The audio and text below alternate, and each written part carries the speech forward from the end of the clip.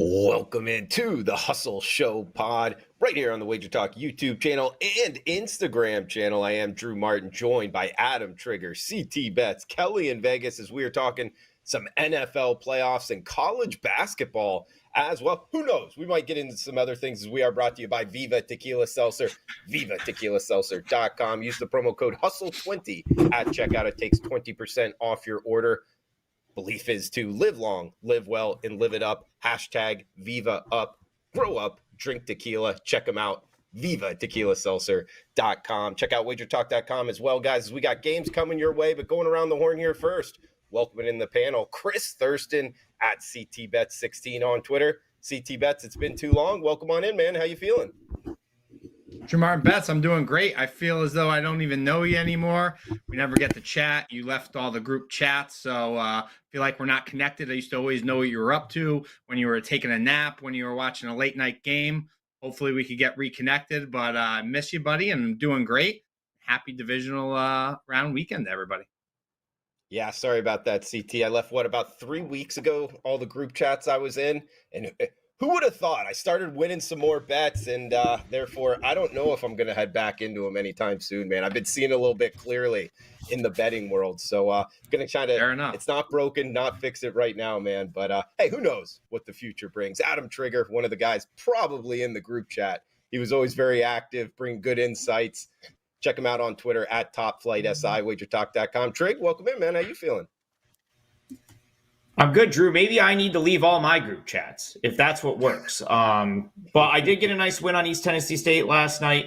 I just say that like facetiously because like my college basketball luck has been really, really bad. I mean, I can just the last minute variance just has not gone my way. But last night it did. East Tennessee State gets a big free throw miss out of Wofford, covers the 4, could have easily got free throwed at the end, but didn't. So happy about that. Maybe we'll carry it over tonight. I'm going to talk about a play I like later. And football though, hit my big play on the Bucs. Hopefully I've got another one in me this weekend. But other than that, everything's going great. It's about 9 degrees here in Syracuse right now. So that there's that too. But I choose to live here, so I can't complain about that. It's somebody that does not live up there in dealing with the the Buffalo Bills weather possibly this weekend as well, hosting the Kansas City Chiefs. That is Kelly Stewart at Kelly in Vegas on Twitter. Kelly, welcome in. Hey guys, sorry, I've been scrambling since we went live. I just finished the Kelly and Murray podcast. It will be up on the Wager Talk YouTube channel here shortly. And now I'm trying to get in the comment section on the Wager Talk IG. Can't quite get it. So I'm going to revert back, say hi to everybody else, and apologize for being late. Got a couple of, hopefully, winners for you guys tonight.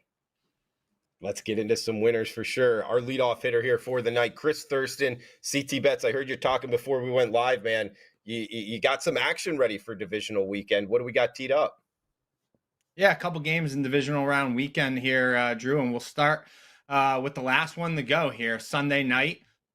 This is the Kansas City Chiefs at the Buffalo Bills, the one that everybody's been waiting for. And I'm not sure if you guys have heard this yet this week, but this is going to be Patrick Mahomes' his first road game in the playoffs. I don't know if you've heard that. That's kind of been the big story all week, all anybody's talking about.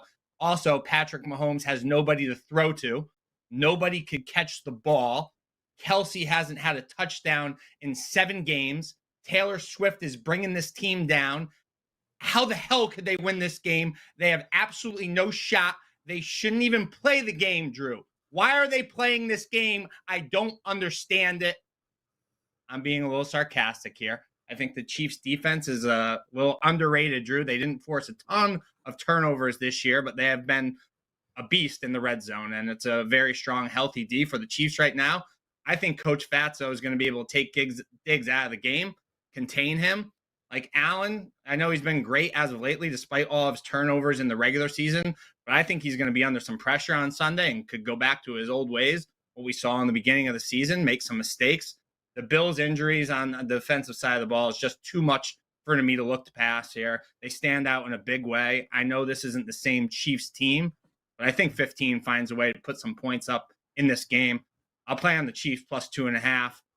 I think they win this game as well. You're probably not even going to need the points.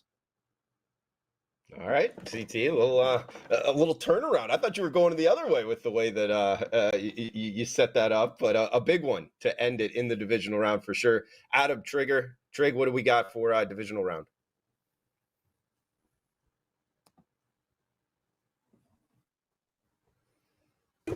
The one time I mute myself, Kelly's always like, mute yourself. I can hear you. I do yell at Trig all the time, and I have to interject here. I yell at Trig all the time because he's always and his phone's vibrating, and it is my biggest pet peeve on the show. So in Trig's defense, he actually did what he was supposed to do. He just forgot to unmute this time. And I was playing with the phone. It looks like we are up and live also on the Hustle Instagram. So if you're over there, you can now Wager Talk Instagram. And that's what I'm trying to figure out why it's supposed to be paired. I'll let you know. I'll let you know. No worries. But listen, it's a work in progress. Anyway, thank you for all of you guys hanging out with us. It is nice though. I'm seeing it on Instagram right now. It's got the nice 4-box, like all fits on your. It's nice. I think Instagram might be the way to go to watch this show from now on. Look at that. Yeah, that's great. All right, I'll talk Lions Bucks. Had a hard time with the side here. Although if this continues to move up, if this gets past 7, I think I might have some interest in playing the Bucks. It's currently 6.5, so I no real lean on the side at that number. But I do like the total.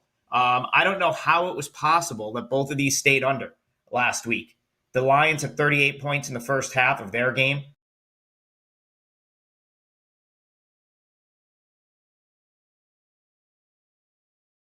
Shocking, to say the least. But I think both of these teams probably play over. And it makes me like the Bucks a little bit too, because I do think there's ways for them to score in this game. One of the things I said before making a pretty big play on the Bucks on Monday was that I felt like Mayfield could kind of just throw the ball up to his receivers and let them make plays against the Eagles, sort of like, lackluster secondary. And he was really able to do that, although he did play well. But there was a couple times where one of his receivers, turned an average throw into a really good play. And I think that will still be the case in this game, that the Lions, the way you're going to beat them is through the air. Not going to run the ball on the Lions, but you can beat that secondary. And it's kind of the same thing the other way around.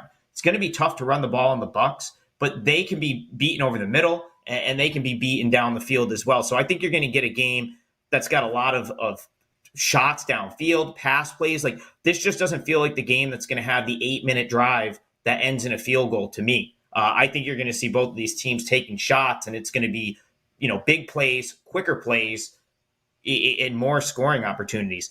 The thing that I love, my buddy Freddie, who I always have him on Twitter, and he's a great handicapper, gave me a trend. And I usually don't even like trends, but this one was just too good to not, steal from him. And so I want to make sure he gets credit there. But if you go back to 2000, it's like a Ralph Michaels thing here too. I'm sure he probably had this as well. If you go back to 2000, it's like a 40-game sample size.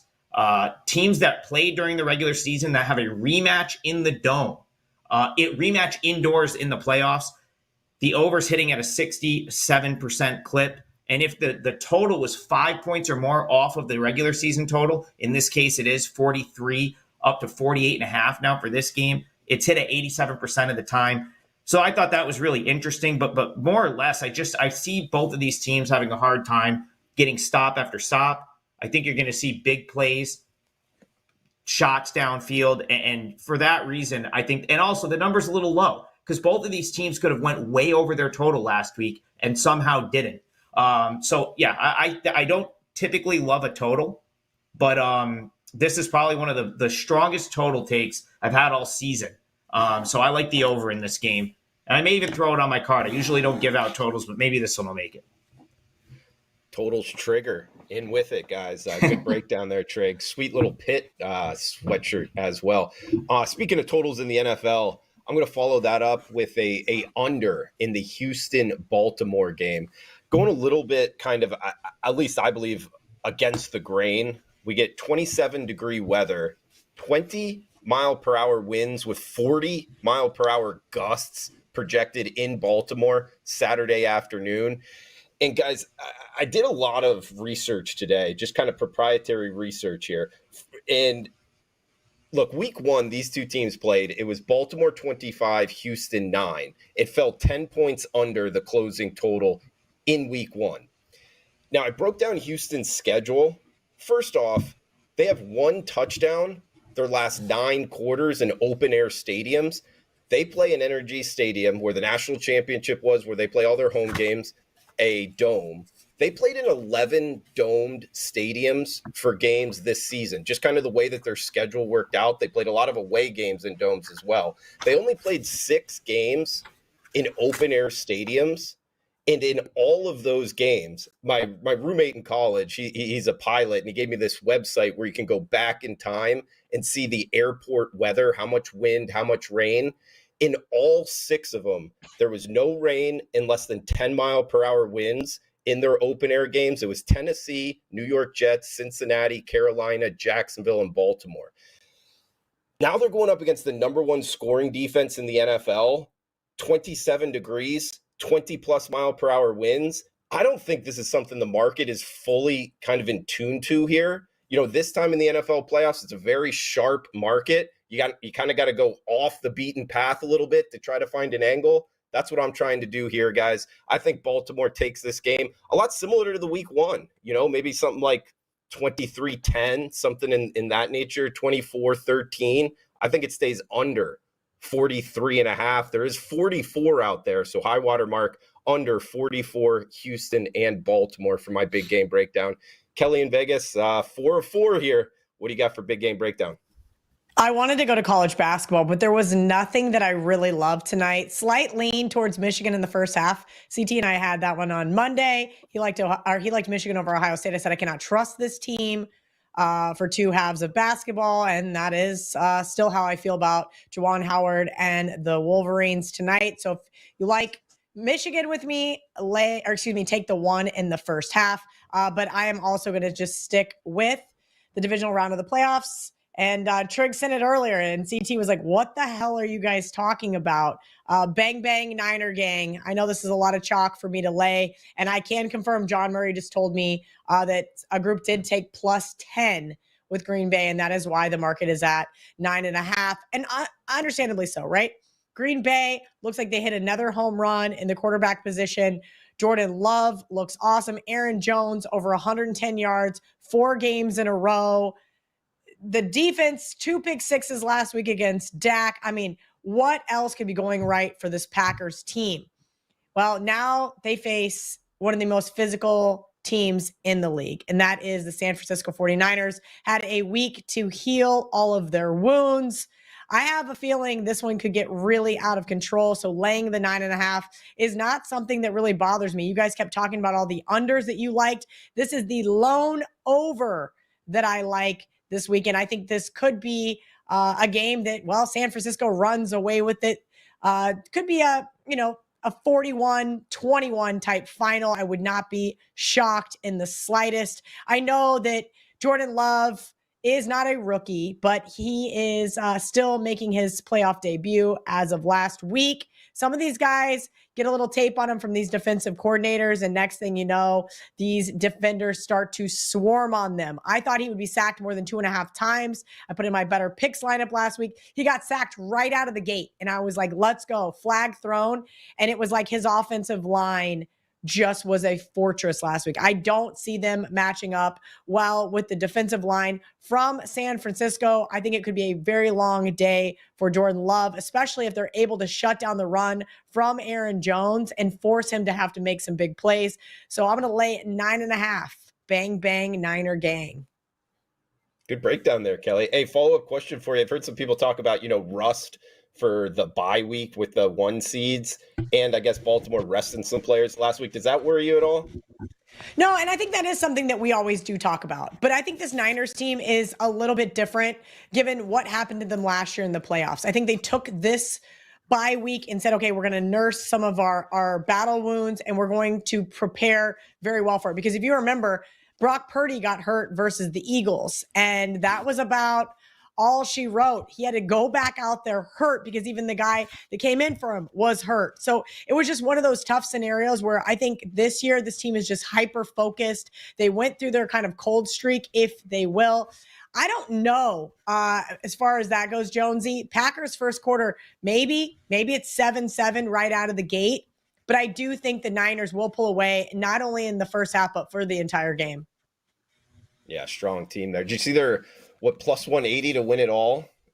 Pretty heavy favorites there. That and they are minus $2 to win the NFC. John Murray thinks if you like them this week, obviously they will be double-digit favorites to the Bucs if they were to somehow pull the upset in Detroit, and they will be just as big of favorites over Detroit as they are against the Packers, which is kind of mind-boggling that he said that.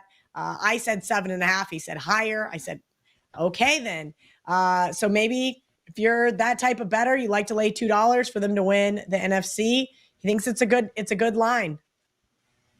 Man, I'm usually not a futures bettor, but when you put it that way, like it's basically like if they're gonna win, if they're gonna beat the Packers, and then are they gonna beat the Lions or the Bucs? Is that make more sense than laying 460 in a money line parlay to basically lay at least 425 in a money line parlay? Something to think about. Yeah, for sure. On a 2 future. days ago, I laid minus 185 on the same bet. Minus 185 was available on the Niners to win the NFC, and that's what I was thinking. I'm like, well, I like the Niners to win and cover this weekend, and that thing's going to be way north of minus 200, whoever they play. So I'm going to grab minus 185, and just great like number, that, CT. Minus 220, minus 230. I'm seeing minus 240 now. So wow, same page. Posted it on Twitter as well 2 days ago. So I must have missed that. I usually get all the notifications for your tweets, but great number by you. And sounds like, some sharp bookmakers agree with you, because that's why this one's only going one direction. Cal, he thinks so. John, like if the Packers cover here, but the Niners win, he thinks, like, I would agree with you that it's probably like more like 7.5. No, like, is there like some sort of like contingency there? Like 9 for the Lions, and the Bucs would be double digits. That makes sense. Yeah. I guess I would just be surprised. I would be surprised if the Packers covered to see a similar number with the line. Like, basically they're saying like the Packers and Lions are equals, which I kind of, I guess, disagree with, but that's interesting. I think he's essentially saying that, and they may, Packers open 10. So somebody took 10. So they thought that was too high. So it's now, 9.5. Maybe the Lions are a point better, so they march out an 8.5. But when I said 7.5, he goes, no, higher, like almost immediately. So I thought that was very strange. Yeah. Kelly, what an interesting part of this is like how much of that handicap or setting the odds is like still in doubt. Meaning, like, if it sets up on San Francisco's side, like Trig just talked about, they do not cover, but they squeak out a win. And like, let's say Detroit smashes Tampa Bay. How much would that change what he was just saying, That's exactly a very good point, Drew. That maybe would march out a lower number. But I also think that the interesting thing that he said, so we were talking about this in the group chat that you're no longer in. And it was funny because I said it to Ranieri yesterday on Bet on It. Adam said, how easy does it look to parlay Baltimore and Niners this week? And I said it to Joe yesterday. And I was like, the whole world's going to do it. And John said, no, everybody is parlaying Texans money line with Packers money line. They know what they saw last, and they're going with it. And I'm like, that is insane. What was the stat, Kel? What was the stat that you sent the group? It was like last week's stat, it was like the 86%. The one where it was like the underdog, when the underdog wins, they're like 1-17 the following week or something like that. The only that's team. For Ralph Michaels. I'll find it. It was something like 1-17. The only team to not not fit that sort of mold was the Ravens in 2020 or something when they lost to the Titans. I think it said the favorite when they play an underdog that won the previous week are like 1-17. So from Ralph Michaels, this is from his divisional round sheet on his page, wt.buzz/RM, if you guys want to go over there and download it. Okay, underdogs off a playoff win since 2012 are 12-23 straight up and 21-14 against the spread the following week. Crazy. That is crazy. Wild. So it is a lot more significant. He's got a ton of data dating back to 2001, some of it. Some of it since 2014, 2011, 2000. So bye teams as a double-digit favorite, right? So technically, neither Baltimore nor Green Bay right now are double-digit favorites. But I believe if they close a double-digit favorite, that's how this gets graded. They are 8-0, straight up, 7-1 against the spread, 8-0 to the over since 2000. So keep an eye on Baltimore and the Niners there. I think that I don't know if the Baltimore line is going to go any higher because they're just lining up to bet the Texans. I'm going to be really shocked if the Niners don't close at least -10. I think there's going to be some sharp money that comes in that pushes that up closer to game, probably on Saturday, I would say. I'd be really shocked if that closes below 10, the Niners. Yeah, so I could be Drew, wrong. I would agree with you. I think I'm surprised it's not back up there yet. Drew, to go back to your rust versus rest, by team since 2017. So we have an 18-game sample size, 14-4 straight up, 10-7-1. That's 58.5%. And then they are 8-10 to the under. That's what's more interesting there. So obviously only 4 of those teams have ever lost outright that are coming off the bye week. But that is some interesting under data because maybe the defenses are more well rested.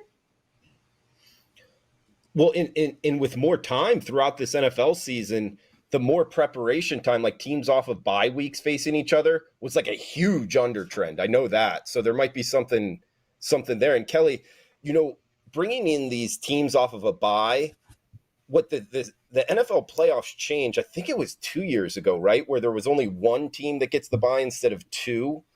And remember 2 years ago, both number 1 seeds lost in this round. That's the one thing that kind of I'm pumping the brakes on, just kind of laying the number with both San Francisco and Baltimore. And in fact, I don't know if you did a money line, just 2 money line straight bets on Houston and Green Bay, I mean, for one of them to win and you'd end up profitable, I don't know. Well, you know what I think you have in the back of your brain, Drew? So from 2003 to 2016, the teams that got the bye, 22-34 against the spread. That's sub 40%. Yeah. So I think because you and I have been doing this for a while, not obviously so have Adam and Chris, but I think sometimes those old, like, fade the team coming in off a bye, like, because it was historically great. And then since 2017, we've really seen a big shift in the other direction. Yes, we absolutely have. And this is one of those times in like sports betting world, like bringing all these different metrics in, it's almost like you can kind of make the numbers part of your argument, like even in the double digit argument that you were saying, there's a big difference between -10 and then 9.5. They were like different outcomes big time. So it depends where these and land. Ralph has that really even broken down. He has it broken down from 6.5 to 9.5 in his chart too. Yeah. And that's what Chris was saying, like, hey, I think the Niners are going to get back to 10. Are we really talking about a half-point difference here over a 20-game sample size? Yeah, 6-14 against the spread. Favorites off a bye from 6.5-point favorites to 9.5-point favorites. 6-14 against the spread since 2011, excuse me. So I find it really interesting that, hey, are these going to get to 10? And I don't know. I think it's cherry picking. If you want it to be, you can take any data point and manipulate it. I think it's fun to talk about. I think that's always great information to add to your handicap. Maybe it's enough to talk you off a game. For sure.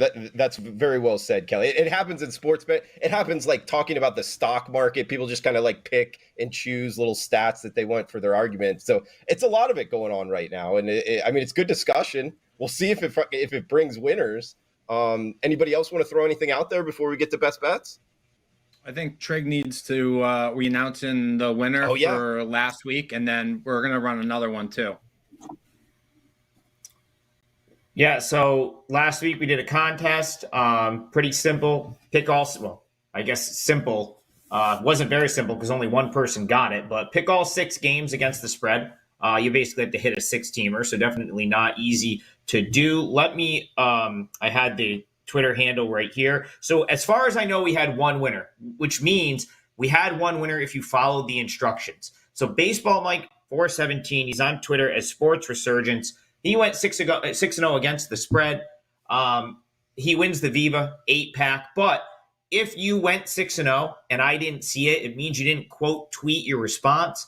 So just like point me to, like, I saw responses on Kelly's Twitter. I had them in mine. That was the directions were to quote tweet the response. So, but we're still going to give you the Viva. So just like show me your tweet if you actually went 6-0. I went through all of them. We had an awesome participation, like turnout. That might have been one of our best contests in terms of people that participated. I'm actually kind of surprised only one person went 6-0, but I think that Cowboys game did a lot of people in. I noticed that the majority of people that were 5-1 missed the Cowboys. So yeah, one person 6-0, he wins the Viva. Chris, what are we doing for the contest this week? We only have 4 games. Are we gonna do the same thing, or do you want to get the totals involved? Yeah, well, how about we do this? Because there's only 4 games, Trey. Why don't we do the 4 games with the spread, and then let's add in a 5th leg, the total on the last game. You got to go over or under. So there'll be 5. There'll be 4 sides, 1 total. If you go 5-0, you get an 8-pack of Viva. Okay, and the last game, just for everyone, that's the Kansas Sunday City, is going Buffalo, to be right? what? Kansas City Buffalo is the last one. Right. Yep. Okay. So you'll form a tweet, send that out. Trick, want to know something crazy? How we only had one person that won. I was talking to my brother this morning. Viva did a contest, and it was pick the 6 straight up winners. They had about 55 or 60 entries. No one was able to pick 6 straight up winners. Because nobody picked the Packers. Correct. Right, because no one picked the Packers. Myself included. I didn't see that one coming at all. So kind of crazy. Well, think about it. If you had the 6 straight up winners, you would have had to take Texans, Bucks, Packers, all as like straight up dogs, right? Am I missing something? Yeah. I don't No, think I'm Bills, right. The Bills other was ones, a favorite. no. Yeah. Yep, Bills was a favorite. Bills and Lions are the only Yeah, favorite. the others were favorite. Yep. Bills and Chiefs. Yeah, so that's. Or I'm sorry, and Chiefs. Excuse me. Right. Bills, Lions, and Chiefs were the 3 favorites. Arguably tougher to have got them all straight up than against the spread in this scenario because of those. Yeah. Because of the Packers and the Bucks, really. Okay, so all right, CT, we're live on the Wager Talk plays? YouTube channel as well. I'm very excited about that right now, guys. So shout out to everybody hanging out in there. About 25 people in there right now. Trig, I think I'm going to make a new rule since nobody can listen to the rules for the contest. You got to be following the Wager Talk Instagram. I've been working so hard to build this damn Instagram, and it's just killing me. But we're making it work. We got the new show pregame with KIV. I'm going to have all these guys plus Mark Zinno and BP, Andy Lang, maybe a couple of the older guys too. Maybe some Marco D'Angelo, Ralph Michaels, of course, Hakeem for some NBA. It should be good. We're going to do Monday through Wednesday, 6 p.m. Eastern, 3 p.m. Pacific, live on the Wager Talk Instagram. And then Hustle is going to go live on the Wager Talk Instagram and Hustle Pod Instagram on Thursdays. And then Saturday, Last Call is going to go live as well, just so we can hit all of the shows right before tip-off, kickoff, if you will. Like it, Kelly. Yeah, thanks for that breakdown, guys. So, hey, let us know in the comments below, both on YouTube and on Instagram. If you're liking watching on Instagram as well, guys, it helps our algorithm. And let us know where you agree, where you disagree. Everything is welcome. CT bets. So it's side on all 4 games, and then the total for the last game. That's correct. The total in the Sunday night game, Chiefs at Bills. So 4 sides and the total in the last one, Drew. So 5. Got to pick 5 winners, go 5-0. We'll send you an 8-pack of Viva. Okay, and I just know there's probably some viewers out there, guys. By the way, brought to you by Viva Tequila Seltzer. We flavored our tequila seltzer because flavor is the spice of life, and we like our drinks with a kick, just as we like to live our lives. Check them out, vivatequilaseltzer.com. Hustle20 as the coupon code takes 20% off your order. Do they need to put in what number they're betting, or is this off of like a certain sports book's closing number? I will post the lines like I did last week. So really what you're going to want to do is retweet, like when I post the lines and I'll put the tweet up, you want to retweet that one. But I also, if you retweet the show that you're watching right now with your picks, that's fine too. Like I'm going to go look for them just don't comment on one of Kelly's posts where she has a trillion comments and expect me to see it there. That would be the only place not to do it. Well, that's why. Okay, so it's hard because if I just click retweet, then it goes underneath there, and then they still don't follow the directions. But if I comment, it gets more views for more people to win the Viva. So I feel like I am like in a lose here. Anyway, I will put that in the instructions in my retweet. How about that? But contrary to popular belief, we are easygoing people here. If you tweeted it out in the wrong place, but you went 6-0, we're going to make sure you get the Viva. So just let us know. If I missed your tweet, that's on me, I guess. But like I said, I went through like 60, 70. I really think we had like 70 or 80 entries. And so props to Baseball Mike for being the one that swept the board and went 6-0. It's a nice win right there. Shout out to you, Baseball Mike. You know your football. I'm guessing you know your baseball, given your name. So, yeah, man. Heck of a job there. Yeah, but Trig, I'll tell you, before we get to best bets, I think we're being too lenient there. You got to follow the directions to get to the Viva. I feel like people might take advantage of that. I literally commented, Drew, last week. I go, clearly no one in the mentions read the directions. And he's like, I couldn't make it any more clear. And I thought that they would get the hint, but they did not. No. All right. Good stuff, guys. VivaTequilaSeltzer.com, WagerTalk.com. A lot of free picks up there for this weekend, guys. Go check them out. WagerTalk.com, VivaTequilaSeltzer.com. And thanks for chiming in both on YouTube and Instagram. CT Bets, man. Final thoughts for the show. Feel free. The show is yours. Where are you going for best bets? Final thoughts, Baseball Mike. I will reach out to you and we will get you your 8-pack of Viva. So watch for your DMs. And Drew, I've been on Sports Grid last night. I gave out my best bet. I tweeted it out a couple days ago, and I was going to come on here and give out a different best bet, but I said to myself, well, the Niners are your best bet for the week. So why would you give out another game? Kelly hit on a lot of the great points, and I totally agree with her. I think this is the 2-week kind of bye for the Niners. They obviously didn't play a lot of their starters in week 18, and then having last week off is a big advantage for the Niners. And while I really don't want to take away anything from Green Bay, I thought they were great last week. Some of the sidearm throws that Love threw were Aaron Rodgers-esque, and the D was great. They forced turnovers and sacks.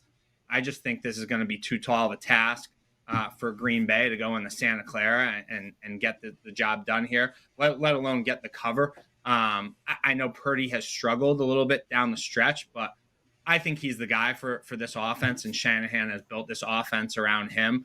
Niners D should be able to stop the run. This is San Fran's time here, and like Kelly said, this team is really, really tough, and they're going to be able to push you around. And I don't like laying this many points in the NFL, especially, come playoff time, but this is a time where I have no problem laying it. I think it closes 10. So Niners minus 9.5 is my best bet for the week in divisional round weekend.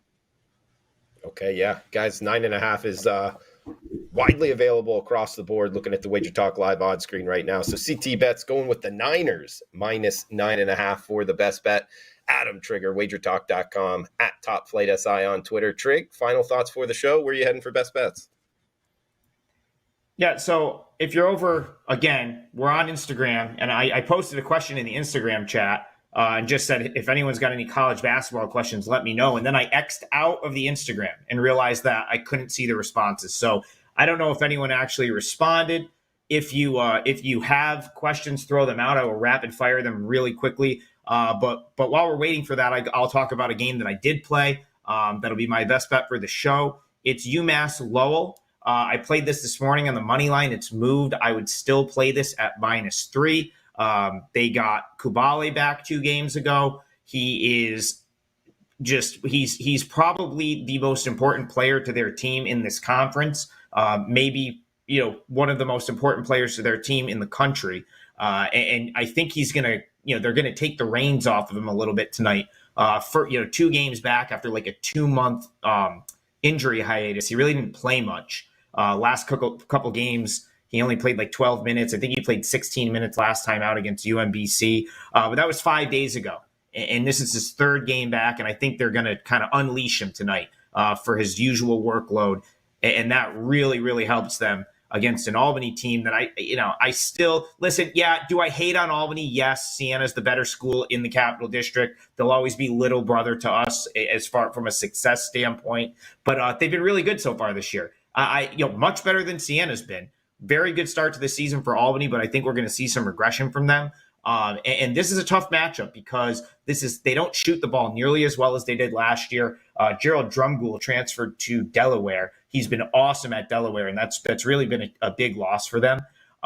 So they pretty much play through the post. It's going to be really tough to do that with Kubale back, in the paint defending the rim for UMass Lowell because he's an elite rim protector. He's a great rebounder, and Lowell is 9th in the country in total rebounds. A lot of those numbers are accumulated without Kubale in the lineup.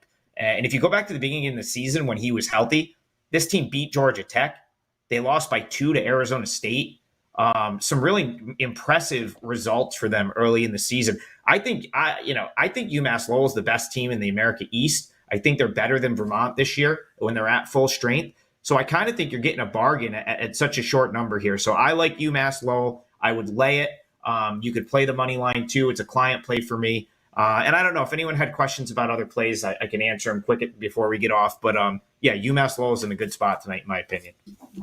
Trig's going to start going on his own Instagram and asking daily questions, bringing all the college basketball insight. So make sure you guys are following him at @Trig. What's the number, Trig? What is your Instagram? It's at @Trig15.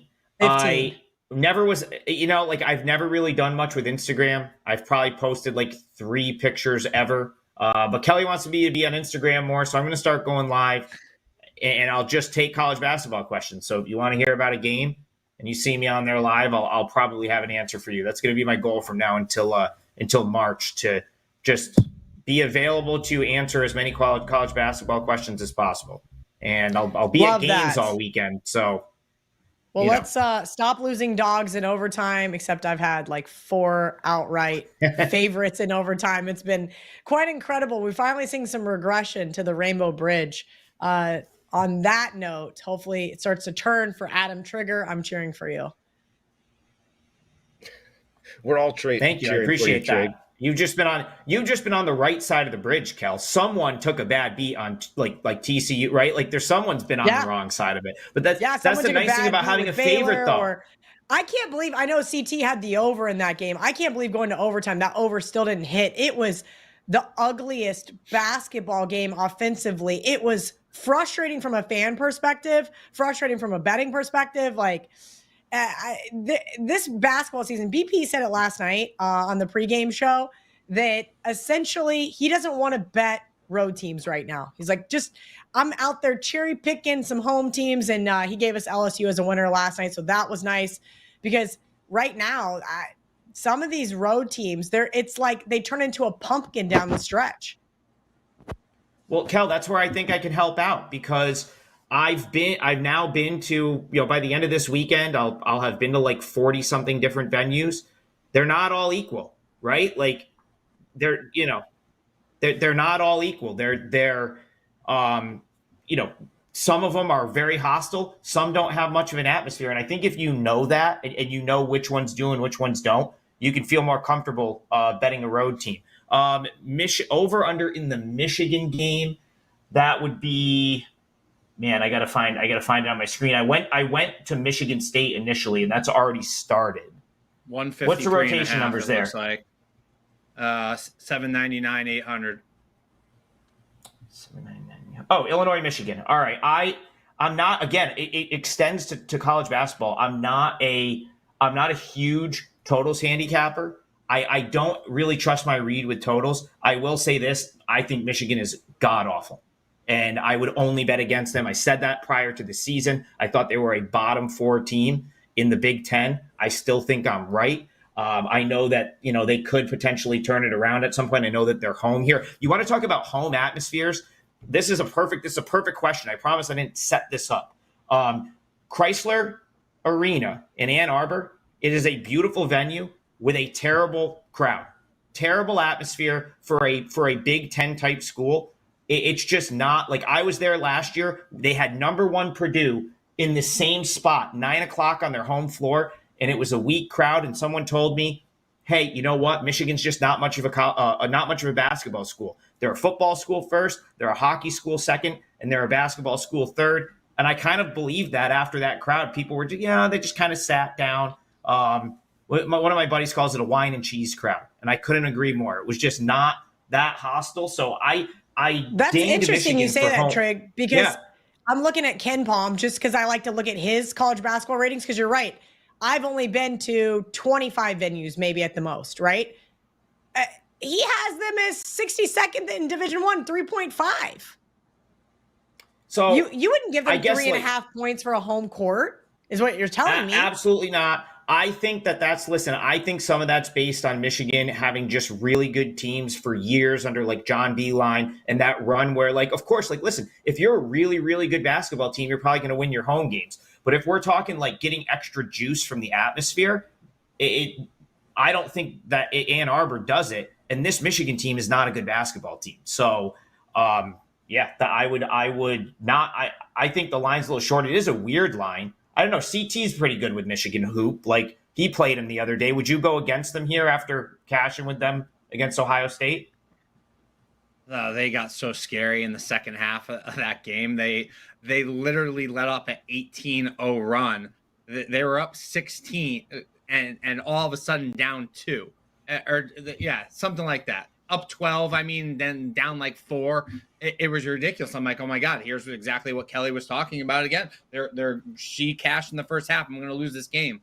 They somehow made a few shots down the stretch and held on. I looked at this line last night and it was 2. And I almost jumped in and bet Illinois because I was like, I bet that thing closes 4. And that's still 2.5 now. It's a little weird for me. It would be Illinois or pass. I just don't understand it. Illinois is still a little undervalued with like the whole Shannon thing, in my opinion. Like he's obviously a big deal, but that's still a pretty good team, right? That's a pass for me. I'm all set with that game. I would take the under 153. Yeah, we've seen this one come down, Trig, from 155.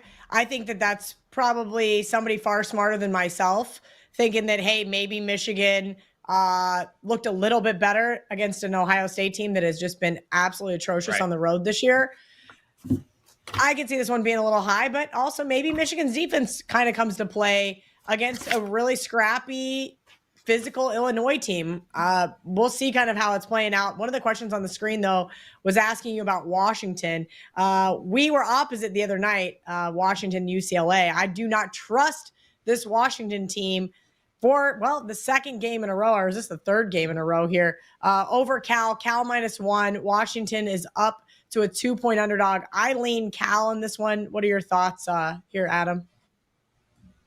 At this point, I'd probably take the 2 with Washington. I just like that's too much steam for me.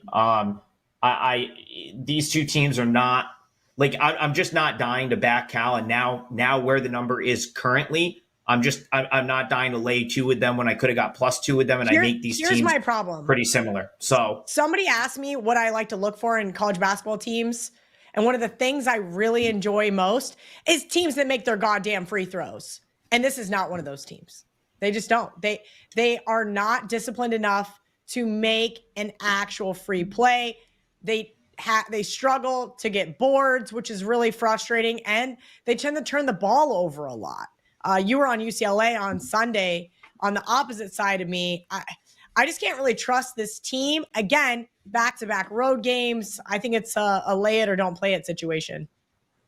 Yeah, I guess I'm not dying to play either. So that's kind of where the number is now. If you force me to pick, I'd say, all right, well, give me the 2 points. But I agree with you. I'm not in love with Cal or with Washington either in this spot. It's just a quickly pass this one for me. All right, guys, some extra board talk there from Trig. We heard about the Riverhawks from UMass Lowell and the Great Danes of Albany.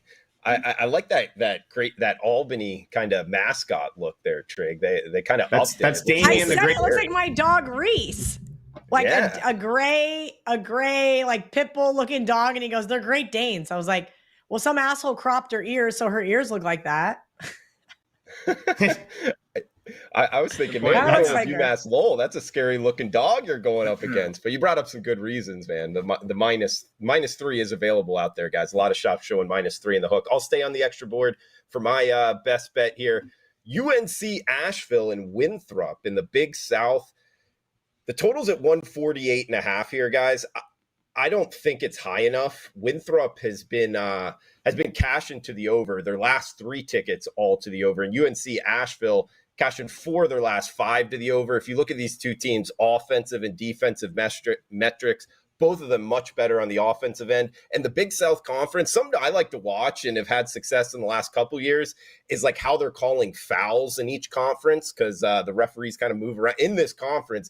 They've been calling a lot of fouls. So I think they get to the free throw line a lot. To Kelly's point, knocking down their free throws, which both teams do. I think it gets up and over 148.5. This gets up into the 150s.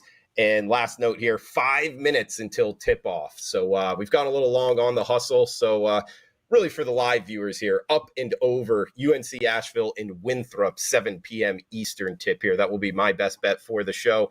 Last, certainly not least, Kelly in Vegas on Twitter. Kelly Stewart, check her out. Wager Talk, Outkick, amongst others. Kelly, final thoughts and best bet. Final thoughts. I lean with CT and the Chiefs. I think the Chiefs are worth a teaser play. Unfortunately, you're going to have to find a book that lets you do open teasers for hopefully a team that fits the criteria next week. I did disagree, though. I thought maybe I'd lay it with the Bills and then tease the Chiefs up to 8.5. Still undecided on that, but I did tease the Chiefs. I am going to probably end up on the Bucks in that one. Best bet was the Niners.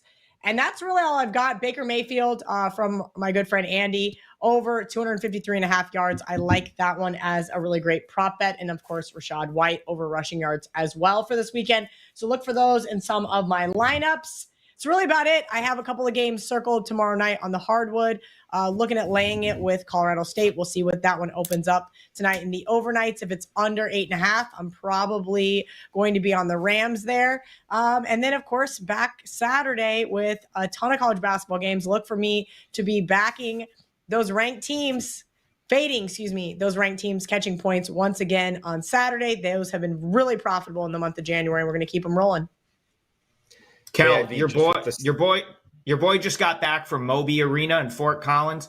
Awesome venue. Great crowd. They get a big bump for home court. That place is awesome. Love that. Strongly recommend. Love that. Yeah, UNLV, second back-to-back road game here with a Colorado State team that really is just a much better team. I know that's a really lazy handicap to say, but it's very factual. This UNLV team is frustrating, to say the least. I understand they just got a nice big win over Boise State. A lot of people didn't trust them, but they don't get boards. They give up a ton of fouls, which means that the opposing team gets to shoot a bunch of free throws. Well, you know who's one of the best free throw shooting teams in the country? That's right, Colorado State. Also has the ability to get hot from 3, which UNLV, well, they don't defend the 3 ball. So keep an eye. Like I said, if it's under 8.5, I will be on the Rams tomorrow. Okay, that's tomorrow. But Kelly, just the small chance you don't hit all of the bets you said, do you have one for a best bet for the show? Yes, Niners. Okay, 49ers, -9.5, twice up here with CT Bets and Kelly Stewart. We had Trig, UMass Lowell -3. I'm on Winthrop, UNC Asheville over the 148.5. Huge shout out to everybody in the chat box. Chris Beatty, Abby Jackson, Lay Show Magazine, Chris Sanchez, Rudy, all of you. I can't even read as many names. Shout out to everybody. Please smash that like button. Cash those tickets, comment below. Thanks for tuning in. That does it for the hustle. We'll be back next Thursday, 6 p.m. Eastern, guys. So thanks for tuning in.